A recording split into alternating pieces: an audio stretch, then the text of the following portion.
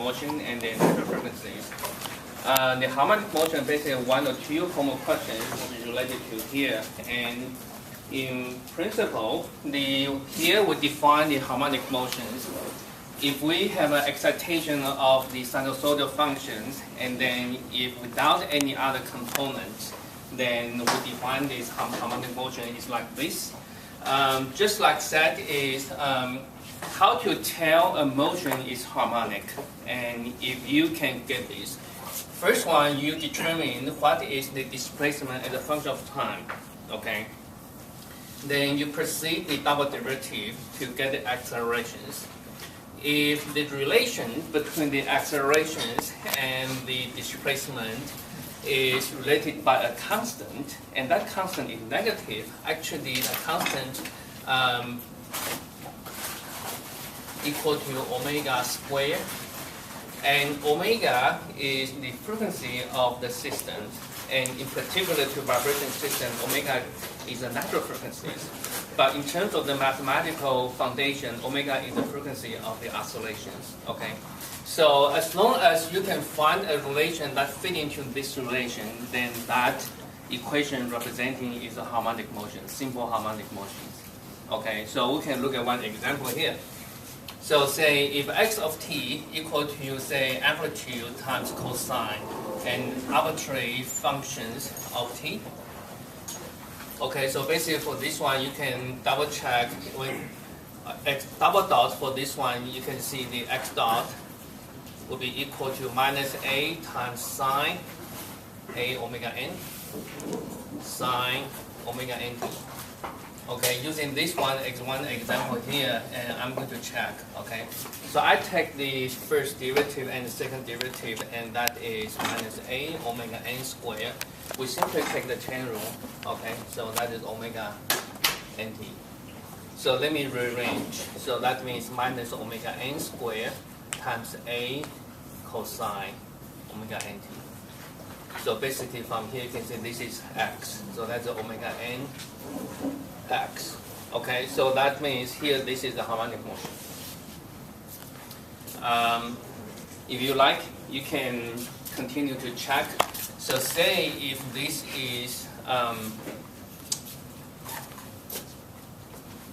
let's continue, let it for a while. Okay.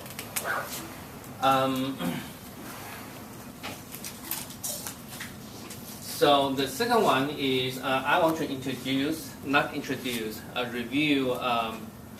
expression in complex algebra. In complex algebra, we have such a notations. Sometimes we're going to seem using this kind of the using this one, say IA. Okay, so we have such a notation in exponential of complex numbers.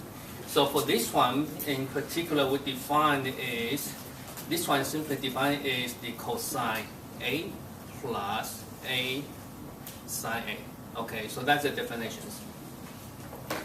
So this is the notation using in, so here if we replace A by omega t, so I omega t, that using this notation basically is cosine omega t plus I sine omega t.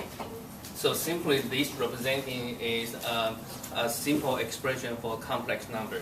So this is the imaginary part, this is the real part. Okay, so the same thing, the real part, imaginary part here. And if we have pre-multiply with a constant a, so simply we distribute this constant into individual terms here. Okay, and in that means this constitute the magnitude a can be pre-multiplied with this one. Okay, so under these situations, and we keep this in mind, and this is a graphical representation of the simple harmonic motions. In particular, here we're showing is using the example of a sine function, and if you like, you can replace with a cosine. Cosine function also have such a property because that fit into this. Okay. The concept of harmonic motion, so again, here is what we exercise. So here, basically, this is one example we just been seeing. And so this one, again, we fit into this And this term basically is x. So that means this function of xt, this one is the harmonic motions. And we put into this, you can see this is actually a standard template for our free vibration system. And if you plug into the natural frequencies we introduced last time, omega here is the role of the natural frequency of the system.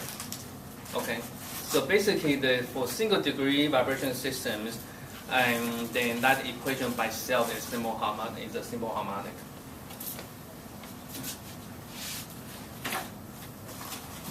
And the next slide, here is we look a little bit more general, just like I said here.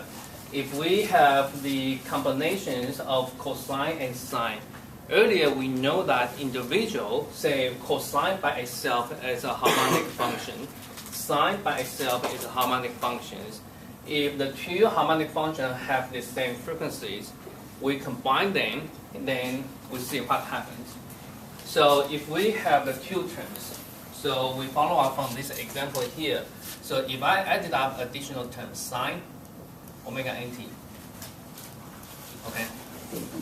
So we can exercise for this.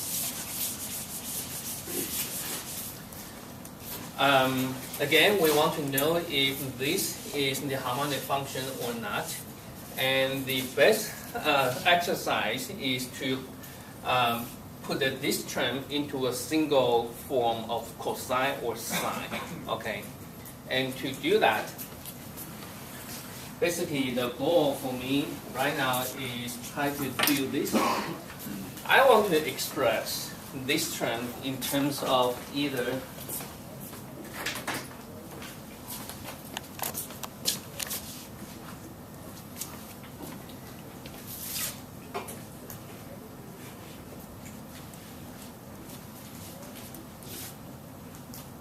I want to express this one into a single form of cosine, okay?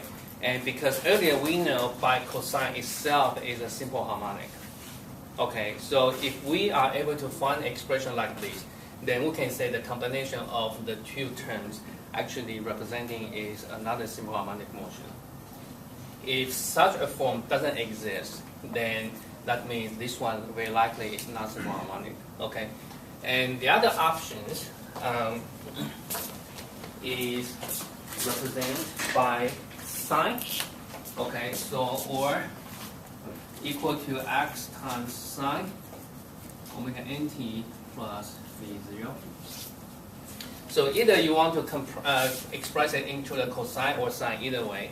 And here I follow up our textbook symbols. And when it combined with using the sine, then basically here you're using minus phi, and if you're using sine, here is plus phi0. Basically, that is the definition of the terms used in our textbook. So here I adopt this kind of format is to follow up our textbook. Different textbooks have different notations, okay? But here, anyhow, and for this case here in particular, we define this phi as a phase angle.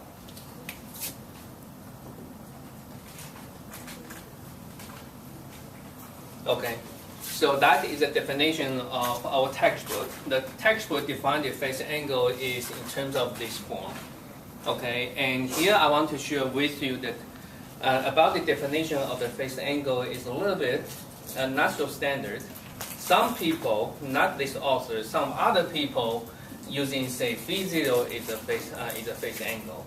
Okay, some people saying they like do it, say some people using other forms, say cosine omega nt plus phi, is saying that kind of plus phi is a phase angle. So here, the phase angle a little bit ambiguity, and so but here, so here I kind of emphasize, I simply follow up our textbook. So if we unify our definition with the textbook, then in this way, in our homework or kind of grading, then everyone will be on the same page. How about that? Okay. So what is a phase angle? And basically here is this. You can see this is the kind of the cosine, but this cosine curve being shifted a little bit rightwards by that much, right? And that is the meaning of phi. And that is the meaning of the phase angle we defined there. Okay, so this means this function representing is the a cosine Let me write it out here. Basically, this function is representing is, say, if this has the amplitude A, then this is A's cosine. And say if this is the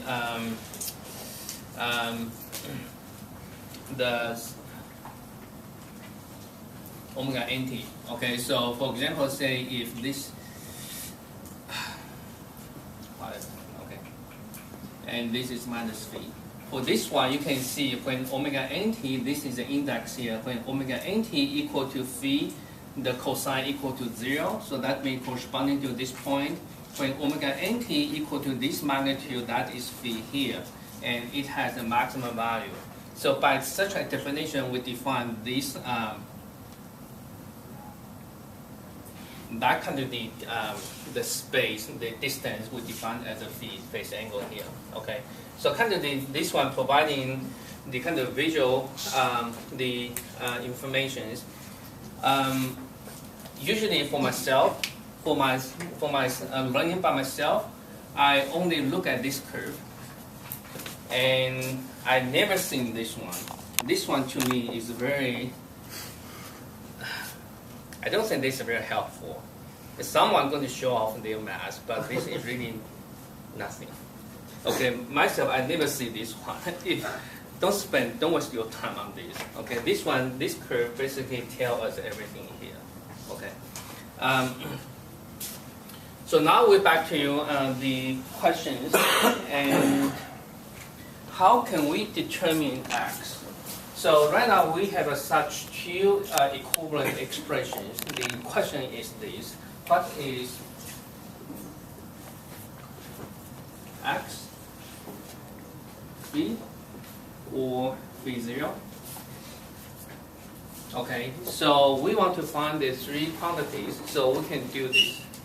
We're going to use these such equations. So here, let me write it up. Say cosine alpha plus beta minus beta is cosine alpha cosine beta, and minus plus sine alpha sine beta. Okay, so that is the formula, and then sine and alpha minus beta, that will be equal to sine alpha cosine beta and plus minus cosine alpha sine beta. So take up the two formulas, and we can proceed to find out what is the x and those quantities. So for this case, let me try to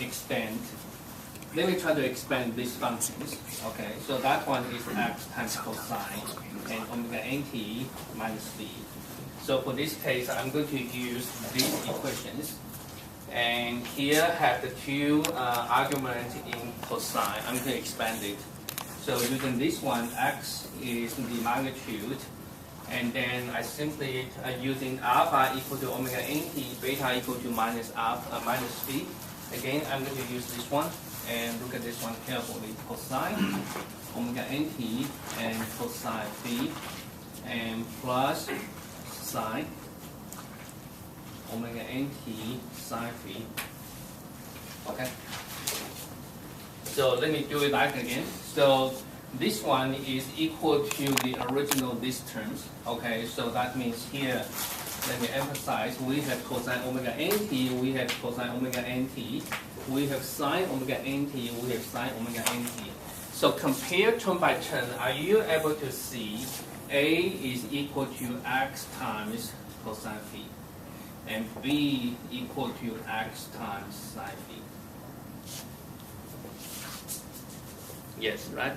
You simply compare the two equations. On the right-hand side, turn by turn, you can get this one quickly. Good? Okay, with this one, then you can right away to see, if you take the square, a squared plus b squared equal to how much? Equal to x squared times cosine square phi plus sine square phi. This term equal to 1. So therefore, x equal to the square root of a squared plus b squared. So simply, if we have any numbers here, a and b, the x simply is to the square sum of the square root of kind of this one. Okay. So that's the first one. The second one, if I do the ratio, say, for the two equations, I compare the magnitude on the both sides. So that means, say, I b equal to b relative to a. So that means right now I divide the two terms. Okay, so b equal to x sine phi, a equal to cosine phi. So basically that is the sine phi divided by cosine phi. This is tangent phi. Okay, so therefore, phi equal to arctangent b over a. Good?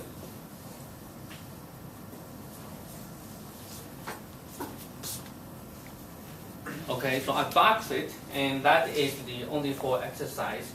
I wouldn't recommend the two equations. Basically, they are kind of calculations. So whatever the number you get, you simply just proceed the expansion like this, and you will get that one quickly. Okay, so one or two examples, we give the exercise like this, and give a try. Okay. And maybe you can exercise one example here, and that should be in the next page.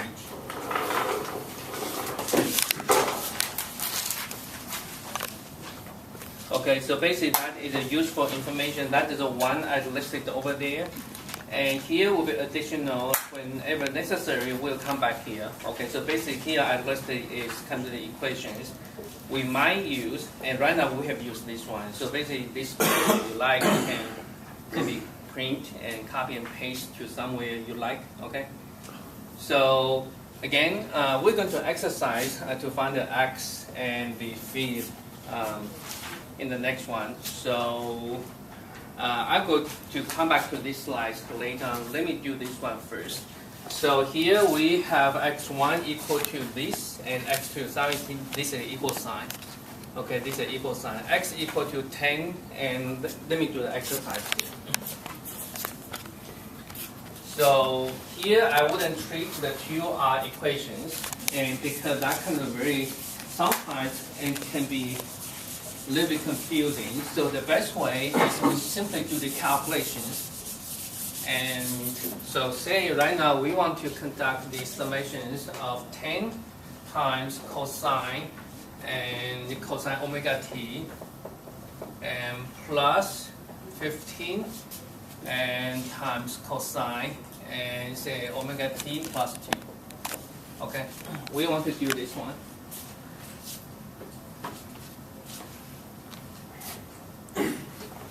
How can we do this? So this one, the first term, keep the same. The second term, we have this one. So again, let me use the first equation to expand it. Okay, so this is 15, and then that is cosine omega t cosine 2. And here, the 2 is in the unit of the radian, okay? And minus sine omega t sine 2. Okay, so in this way here, in total we have, again, I'm going to combine into cosine. And so that is cosine omega t, and that I have the coefficient 10 plus cosine 2. Okay, and plus, and I'm going to have the term collect, and that is sine omega t. And sine omega t have the coefficients negative sine 2. Okay. So if you have a calculator, you can calculate the number for this. You can also have a calculator to calculate these numbers. So basically here I highlighted is some constant. Okay, good? Okay, so here basically this one, I don't have a calculator, but let me say this is a cosine omega t and plus b sine omega t. And A is a certain positive number more than 10, and B is a certain negative numbers, and just punch it. So in this way, if you want to calculate, say, x sine cosine omega t minus phi, then you simply proceed the previous example. You should be able to, based upon the calculation of A and B, you should be able to determine x and phi. Right? Shouldn't A be 10 plus 15? Yeah. AB, what? The 15 that was multiplied by your quantity. Oh, thank you. So here, sorry, 15 here. 15 times cosine. Thank you. And then this one is 15 times sine, right? Thank you. Okay. So that is the example here. And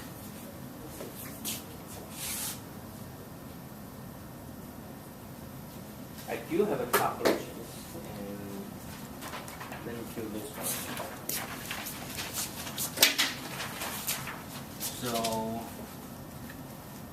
So where the x by our previous calculation is the a squared plus b squared.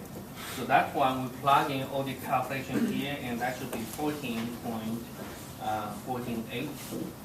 And the phi will be equal to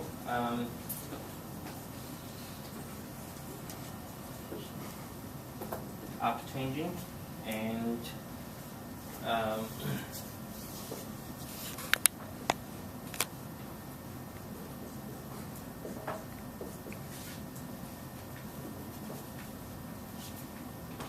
74.6 degrees. Okay.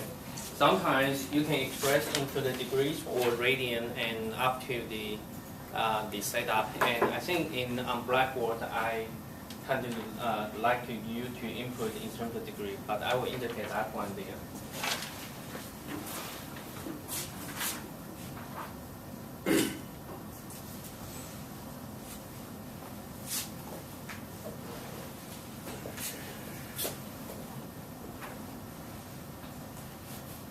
Any questions about this portion? If no, then I want to present a different approach. The different approach, again, I like to present the different approach of the summation of these terms here.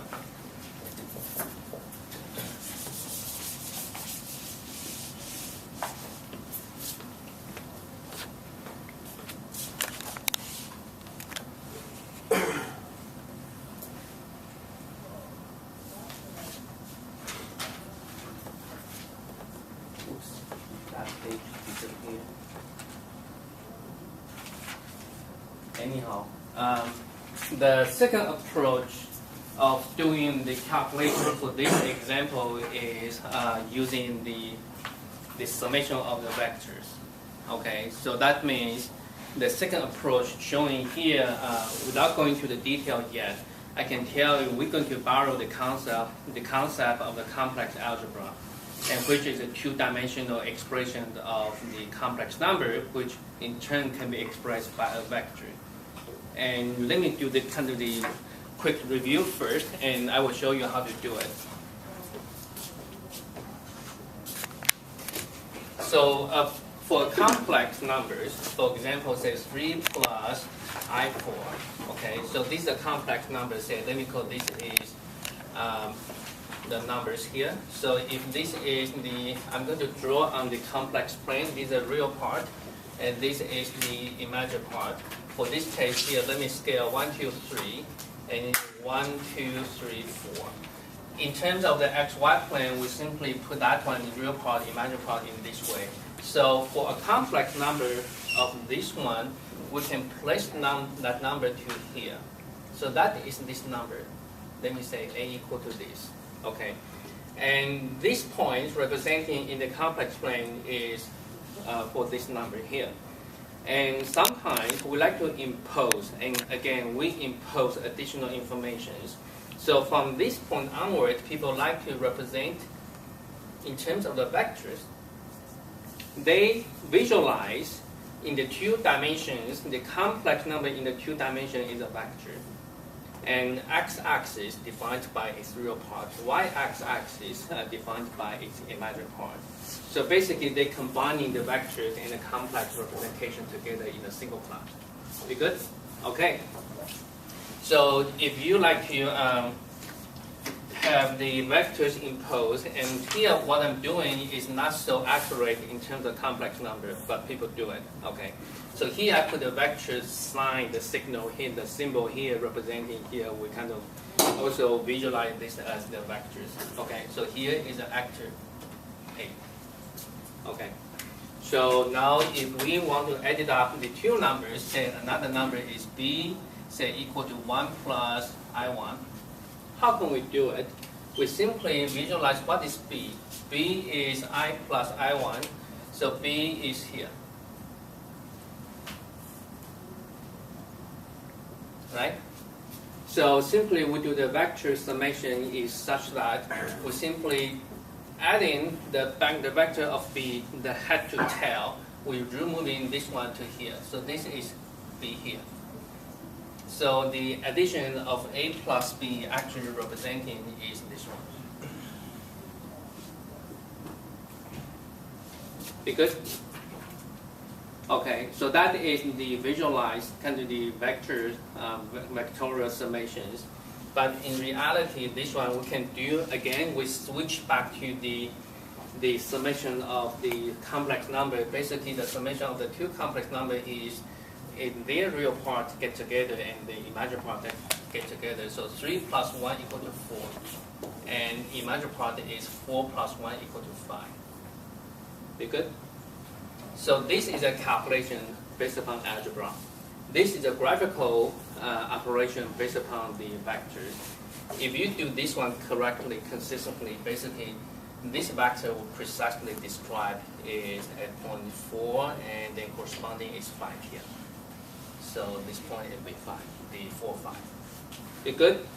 So the same thing, using the same concept, let me do this one here.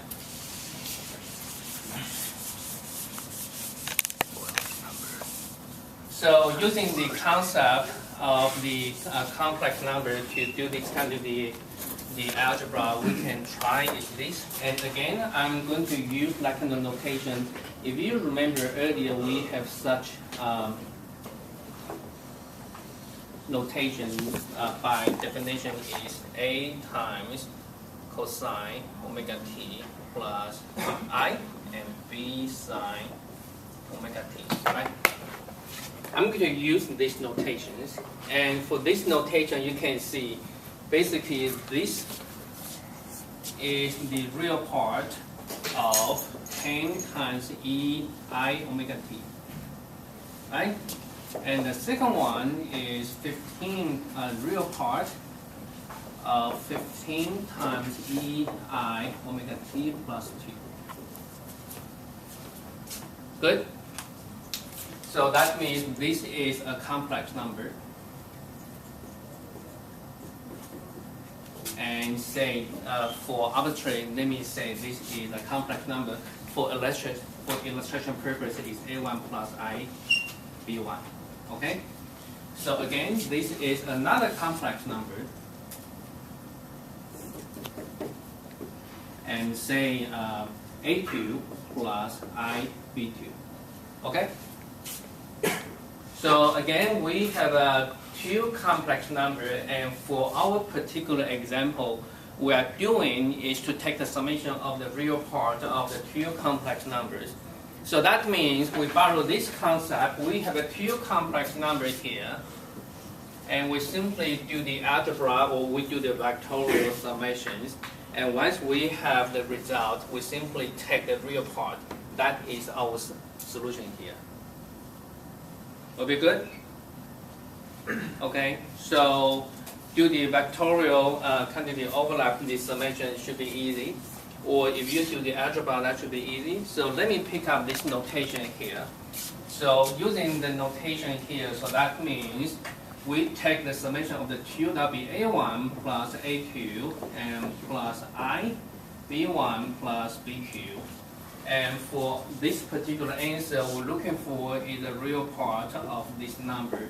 So the real part of this number actually is A1 plus A2, right?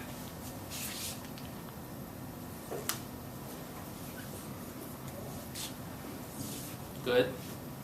And what exactly is A1? A1 is this one, right?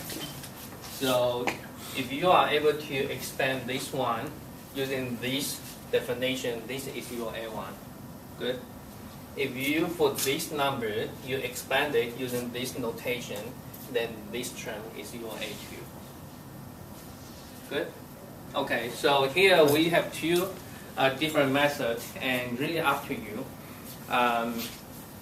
Once you be familiar with one, stick with that method. You doesn't have to learn both. No, you don't have to be good at both. Yes. In that formula, where's the B come from? Oh, sorry, that's my mistake. Typo. Okay. A. Thank you. Yeah. Great.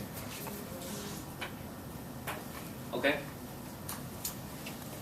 And this is a graphical operation. Basically, the authors try to be symbolize, kind of symbolize the all kind of operation, but the same thing is we kind of talk about here, the same concept. Okay, if you can take out this one, then you can gradually convert all the constants into parameters, just like this one. You can do it. Okay.